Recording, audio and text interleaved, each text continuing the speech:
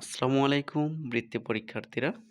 ২০২৫ সালে তোমরা যারা বৃত্তি পরীক্ষা দিয়ে যাচ্ছ তোমাদের জন্য একটি ইংরেজি আ সাজেশন ক্রিয়েট করেছি। তোমরা পুরো ভিডিওটি মনোযোগ সহকারে দেখবে। দেখবে এখান থেকে পড়লে তোমরা আ 80% থেকে 90% কমন পড়ার সম্ভাবনা রয়েছে। এখন তোমাদের কাজগুলো আমি দেখাবো যে তোমাদের কোন কাজগুলো তোমরা ভালোভাবে পড়বে, কোন পড়াগুলো শেষ করবে। প্রথমত বলব তোমাদের পরীক্ষাটি হবে ২ ঘন্টা ৩০ মিনিট এবং পরীক্ষার পরিমাণ হচ্ছে ১০০ নম্বরের। প্রথমত এখানে তোমাদের একটি read the text and answer the question number 1, 2 and 3 নম্বর প্রশ্নের উত্তর দিতে হবে। এখানে পেজটি তোমরা ভালোভাবে পড়বে। এখানে পেজটি পড়ে এই পেজের থেকে তোমরা প্রশ্নের উত্তরগুলো লিখবে। যেখানে তোমরা দেখতে পাচ্ছ এখানে বলা হচ্ছে ১ নম্বরে আছে match the words in column A with their meaning in column B। তার মানে A কলামের সাথে B কলামের অর্থগুলোর সাথে তোমরা মিল করো। তো এখানে A কলামের সাথে B কলাম তোমরা মিল করবে। এরপর তোমাদের ২ নম্বর যে কাজটা রয়েছে এখানে বলা হচ্ছে make meaningful sentence with the following words. এখানে যে ওয়ার্ডগুলো রয়েছে সেই ওয়ার্ডগুলোর সাহায্যে তোমরা বাক্য তৈরি করো। এখানে তোমাদের বলা হচ্ছে বাক্য তৈরি করার জন্য। এরপর তোমাদের ৩ নম্বর রয়েছে এখানে বলা হচ্ছে answer the following question in a sentence or sentence. এখানে প্রশ্নগুলো দিয়ে প্রশ্নগুলোর উত্তর লিখো। যেমন এখানে বলা হচ্ছে যেমন এখানে তোমাদের ১ নম্বর প্রশ্ন হচ্ছে what is a birthday and why is it special. ২ নম্বর প্রশ্ন হচ্ছে how do many people celebrate birthdays in different countries. ৩ নম্বর হচ্ছে what does the person do at the end of the birthday song. ২ নম্বর প্রশ্ন what usually happens at a child birthday party.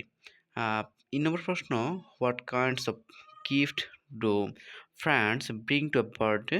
১ নম্বর প্রশ্ন হচ্ছে what is the most important part of celebrating birthday. তো এই হচ্ছে প্রশ্নগুলো। এই প্রশ্নগুলোর সাহায্যে উত্তরগুলো দিতে হবে। আমি সেগুলো উত্তর সময় তোমাদের দিয়ে দিব।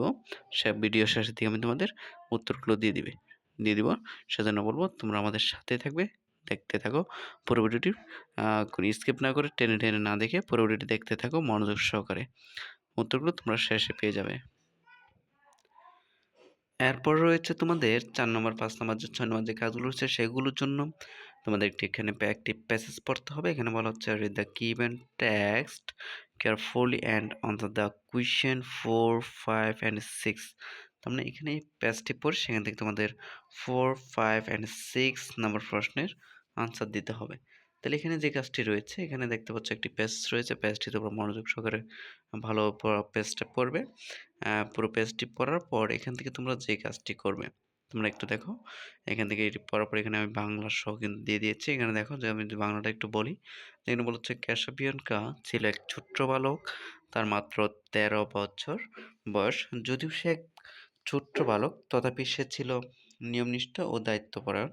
তার বাবা ছিল সেনাবাহিনীর একজন কর্মকর্তা। একদিন ক্যাসাবিয়ানকা তার বাবার সঙ্গে জাহাজে ছিল। জাহাজটি হঠাৎ শত্রু কর্তৃক আক্রমণের শিকার হয়। তার বাবা তাকে জাহাজের ডেকের উপর এক জায়গায় রেখেছিলেন এবং তাকে স্থানটি ত্যাগ করতে নিষেধ করল। শত্রু তার বাবাকে হত্যা করল। জাহাজটিতে আগুন ধরে গেল। বালকটি ঝুলন্ত ডেকের উপর অবস্থান করেছিল। প্রত্যেকে আগুন থেকে দৌড়ে পালালো, কিন্তু ক্যাসালো বিয়ানকা তার বাবার আদেশ ছাড়া স্থানটি ত্যাগ করল না। সে দৃঢ়চিত্তে দাঁড়িয়েছিল এবং তার বাবার জন্য অপেক্ষা করতে লাগলো। সে জানতো না যে তার বাবা মৃত্যুবরণ করেছে। সে বাবাকে বারবার ডাক দিল, কিন্তু কোনো প্রতিউত্তর আসলো না। অগ্নিশিখা দ্রুত তাকে চেয়ে ফেললো। বালক দৃঢ়ভাবে দাঁড়িয়ে রইল এবং মৃত্যুবরণ করলো। এই পেজটি থেকে তোমরা এভাবে পড়ে সেখান থেকে তোমরা এখানে ৪, ৫ এবং ৬ নম্বর প্রশ্নের উত্তর দেবে। যেমন এখানে ৪ নম্বর বলা হচ্ছে এখানে দেওয়া আছে যে fill in the gaps with the best word from the box. Find the information in the text. You do not need to use all the words. এখানে যে ওয়ার্ডগুলো রয়েছে সেই ওয়ার্ডগুলো অনুসারে শূন্যস্থানগুলো পূরণ করবে। তো এখানে দেখতে পাচ্ছ যে এখানে ক্যাশিয়ানকা ওয়াজ এ লিটল বয় অফ, শূন্যস্থান পূরণ করবে এগুলো দিয়ে।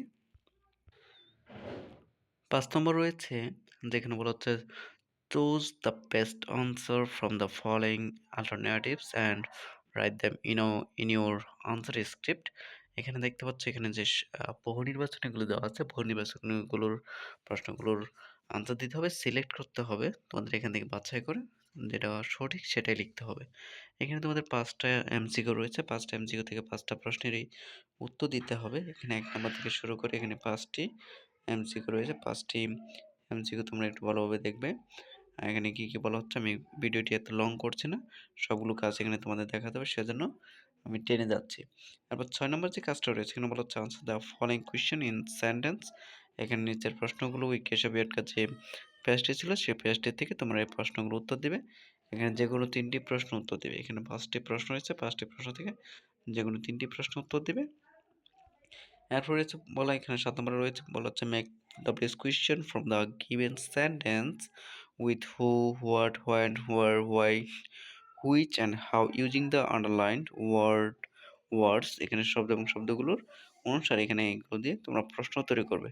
হোয়াট, হোয়াই, হো এই যে শব্দগুলো রয়েছে ডব্লিউএইচ কোয়েশ্চেনগুলো রয়েছে সেগুলো দিয়ে তোমরা এখান থেকে আন্ডারলাইন যেগুলো রয়েছে সেগুলো অনুসারে তোমরা এখানে প্রশ্ন তৈরি করবে কোনটা হতে পারে সে অনুযায়ী।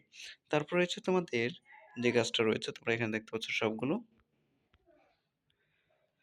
৮ নম্বর রয়েছে rearrange the words in the appropriate order to make meaningful sentence। তোমরা এখান থেকে এখানে এলোমেলো দেওয়া আছে শব্দগুলো এলোমেলো শব্দগুলো দিয়ে তোমাদের একটি পূর্ণাঙ্গ একটি বাক্য তৈরি করতে হবে এটা দিয়ে যেন কোনো রকম ভুল না হয়।